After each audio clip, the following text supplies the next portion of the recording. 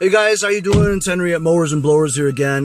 Today I'm in Brentwood, Long Island. It's in Suffolk County. It's about 15 miles away from my house. Anyway, this guy was not giving away, he was selling a, I'll just show you, John Deere push mower. You know, it's the kind that has the caster wheels in the front. I think it's called a Js63, there you go. Js63C with the caster wheels. Parts all came off of it. It's missing a brake cable snapped, whatever. Here it goes. The drive has some issues with it, but he said the engine runs. So he gave it to me for $5, and also he asked me if I could help him out with his snowblower. So I'm like, well, if you want me to fix your snowblower, it's not exactly $5, you know what I mean? But being the nice guy that I am, and that he gave me that you know, John Deere for like $5, I figured at least I can do is help him look at it, you know. So I drove over to his house after I picked this up, and I took a look at it. It was a Craftsman dual stage, your usual 524, you know, and he had it all apart already, you know. And then so I just quickly asked him if he had any tools, and he had some, you know, basic tools and stuff like that. And so I just took off the bowl, checked it out. It looked clean to me, you know. The fuel shutoff was on. The throttle linkage and all that stuff was off. So then I reconnected all that stuff, made sure that the primer worked, and started it up in like 3 minutes, man. He was so happy. So he was happy. I was really happy that I got to help him out with that. So that almost justifies him selling that to me for $5. So I feel good about it. And I also, you know, I'm pretty confident about my skills, because, you know, he was trying to start it, and then I just started in 3 minutes because I knew exactly what I was doing. So for us small engine guys, there's a little bit of satisfaction and rewarding moments where you can help out somebody else, you know, and in return, you're getting that satisfaction of being able to help somebody like that.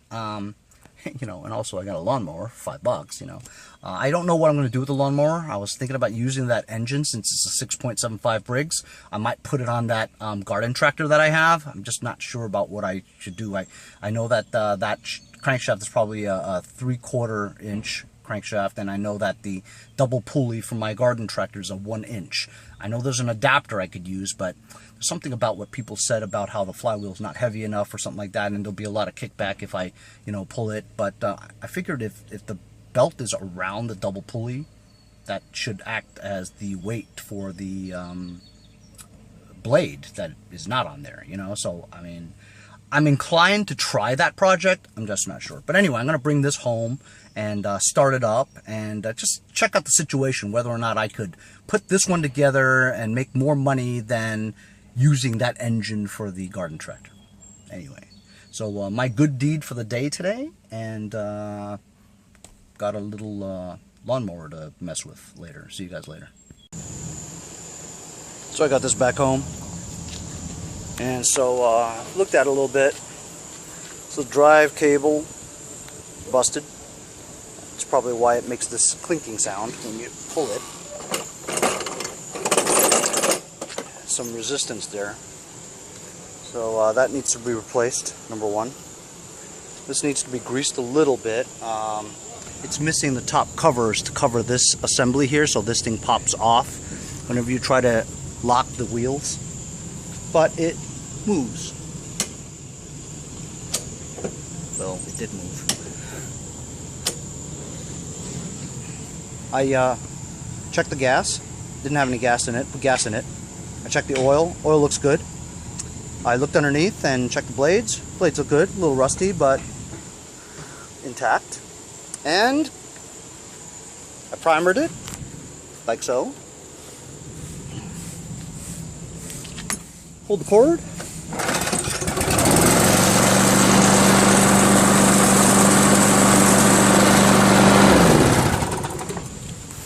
And it starts and runs good. So my issue is this. Like I said, it's missing the top cover that covers this, that holds this part down. See, if I didn't hold it down, the spring would compress and this would lock. Same goes with that. So the top cover here is missing. I'll have to find a way to clamp that down if I can't find the part for cheap. You know me, I'm not going to do it for expensive. I've got to be cheap. Cheap, cheap, cheap. So we know the carb's good, I know the fuel's good. runs good. Just got to address the wheel issue.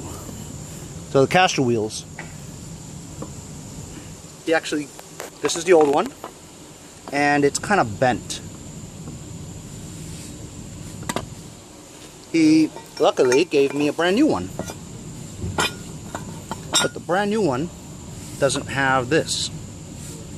So I'm gonna remove this and put it on there, right? And put this back on.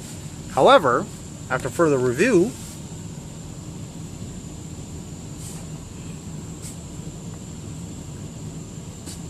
thread stripped. It's gone.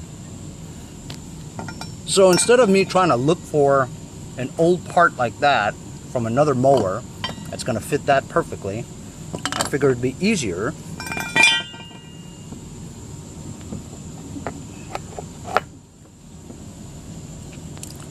if I just take a washer, do a couple of tack welds right there, which is what I'll do using my Harbor Freight Tools arc welder. I've assessed the situation, and being that I have like 95% of the parts, and being that this is a John Deere, it would be more profitable for me to fix this than to attempt to take that engine off and put it on that, because I don't even know if that would fit on that. There'd be too many issues with the drive shaft, the crankshaft diameter, whether or not the double pulley would fit, and also the engine mounting bolts, whether or not they would fit perfectly with those bolts. I don't think it would, because I measured, and I think I'm off by a bit, and I don't want to drill into the chassis. So yeah, I'll just wait for another engine for that someday, whatever. I've got some space, and I'll just fix this. So I'll need to get a new cable, and I'll have to tack weld that washer in place to keep the wheel on that new bracket, the caster wheel bracket. So that's what I'll do, and clean that up a bit, and that might be an easy fix. But nevertheless, I still have to wait for that cable and check out the gears underneath that cowling there and see if everything's copacetic. So I've switched the particulars from this one to this one. I realized that it's the opposite side of that one, so I matched it up perfectly to how that one would be if it was flipped the other direction. You following what I'm saying? So now I'm going to put the wheel on here and put the washer on there, and I'm going to do a couple of tack welds. Oh, thank you. So we just got out of the house. I'm with Matt McAuliffe again from New York Solar. We just went through some finalizations of my solar panels that I might be getting. Anyway, so I'm back here now working on this machine. Matt, you took like 2 hours of my time, bro. Take a lot of your time for sure. Yeah, so I'm getting ready to continue on this, and I just welded that area there, and it looks pretty good, actually, for a guy who doesn't really weld very much, you know what I mean?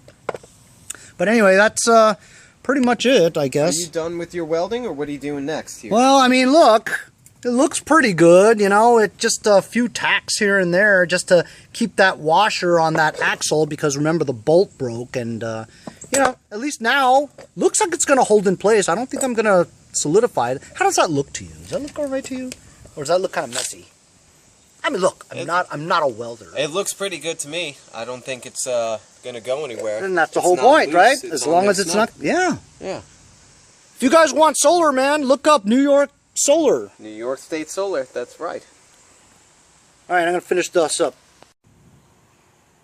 So like I said, I'm not a welder, not by any means, but, the more I do it, the better I get. That's with everything, So I threw a few dimes on there. I can't even see the original bolt anymore, so it's pretty solid. You know what I mean? So it rolls. It's on there pretty good. I think that's good enough. So now I'll try to assemble the wheel onto there. this little gold part here sticking up. So I took a screwdriver, banged it back down. So now the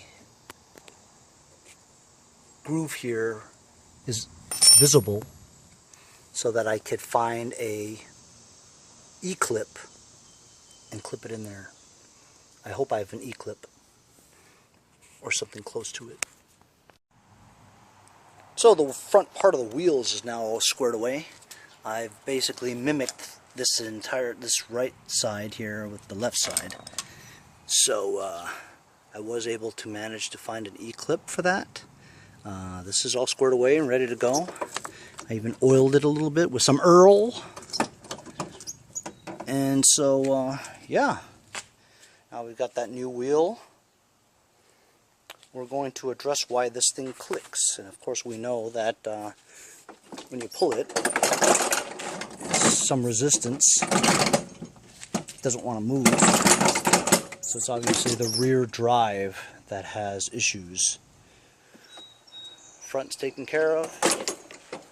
We know we need a drive cable.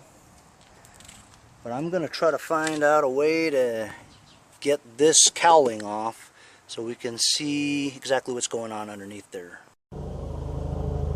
The bolts were so rusty and filled with stuff I couldn't even find the bolt, for a second. And then it was just a matter of cleaning out the insides of that hole just so I can see that it was a Torx. Got the right size and used my impact driver to get it out.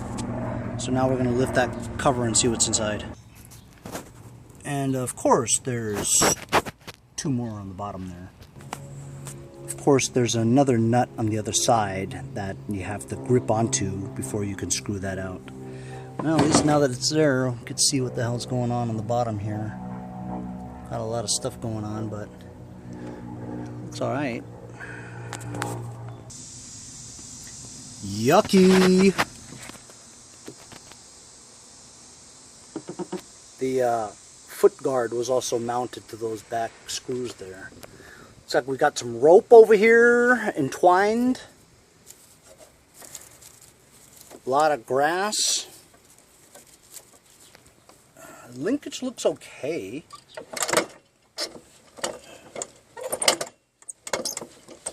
I'm afraid that maybe transmission might be seized. This is the key right here.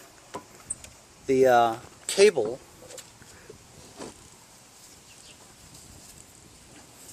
is connected right there. Because the cable broke, right, this could be engaged from the rust because it's not moving at all. So I'm going to get pliers and just move this back and forth and see if this part here moves. After cleaning this up a little bit, I was mistaken. This actually leads to the speed. First, second, third gear. So when I move this like this, it engages that. And that seems to work. Okay, so that's not our problem right now, because if it's like this, look, it still makes the resistance noise. If I go like that, it still makes the resistance noise. Cable that was busted right there, pulled out from there, leads to this right here. So look, I'll move it here to the end. Still grinding on the gears. Move it all the way over there. Still makes the gears. So, don't know what that is about. I'm going to take that wheel off and see. So I've taken the wheel off. This is going backwards. Or wait a minute, if it's going like this. No, it's going forward. So look, it should freewheel, because this one is, clicking, which it's supposed to do, alright? I mean, it's rusty and stuff, Maybe that's why. So if the wheel's going this way, right, the gear is going that way. Yeah, okay, so that's going forward. It's a little bit of resistance. That's probably where the clicking was from. And the other, if you're going backwards, it stops. But it moves, but there's resistance, you know. Maybe if I clean up all that stuff and give it some some lubrication, that'll be good. I'm going to PB blaster it. This is penetrating oil. Every small engine mechanic should have, because it works wonders. It gets into everything, you know, into the small crevices and stuff. Really good stuff. Good shit. Look at the back of the wheel where it has the gear. Pristine. It's perfect. Really good shape. So that's not it. I'm going to put some oil in there too. I'm going to do that and check the other side, because honestly, maybe it just needs some Earl. Let it soak a little bit. Look at this. Oh, smooth, guys. I think it just needed some Earl, man. That's good. So this should freewheel forward just fine, you know?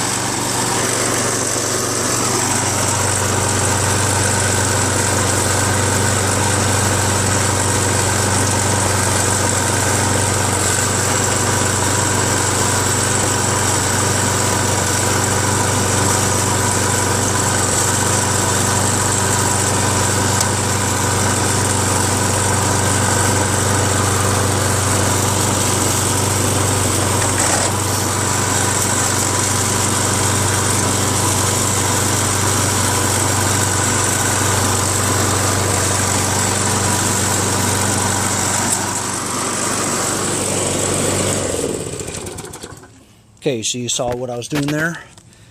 I was testing this. This didn't seem to have any impact at all, but then again, it wasn't engaged, so it wasn't moving. So I bet you that is fast right now. So this is fast. That's slow. That's 1, 2, 3. So that's fast when this is all the way over there. You saw that when I engaged this all the way, it was moving. So it's working properly, and it rolls better now. All it needed was some oil. It still has that clicking, yucky sound though. Backwards it's okay. It still kind of clicks in the front. I think it's supposed to click, but not that bad though.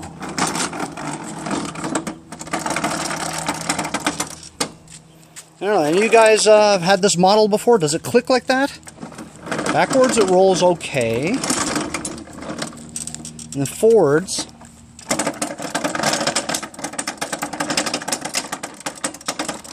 just seems weird to me, you know? But you guys saw, I took off both wheels, they're identical. The gears weren't bad, and I oiled it up. So I think all we need is clean this thing up and get a new cable is all. Once I get that cable squared away, it'll be able to pull just nicely and the self-propulsion would work. So I just have to clean this up, and you know what? That'll be finished. Engine runs good. We replaced that wheel. I'm going to get that drive cable, and the self-propulsion would work. Comes with the bagger too.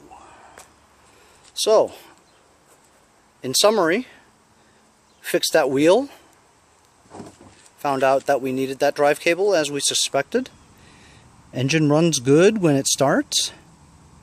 Got the bagger, clean this baby up, shine it up, put some, put a hose to it, This will be good to go. I don't know how much I'll sell it for, but, you know, bagger, self-propulsion, John Deere, caster wheels. I don't know, man. It's like 175, 200 maybe, you know? I'll be happy with 150, especially since I paid $5 for it, right? And, of course, I did my good deed by helping the seller get his snowblower going. Anyway, so that's my John Deere 6.75 horsepower overhead valve Js63C as in Charlie. See you guys next time on Mowers and Blowers.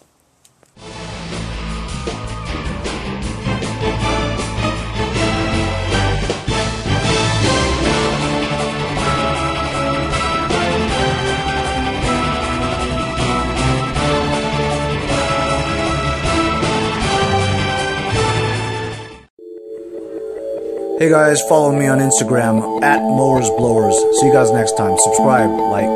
Thanks a lot.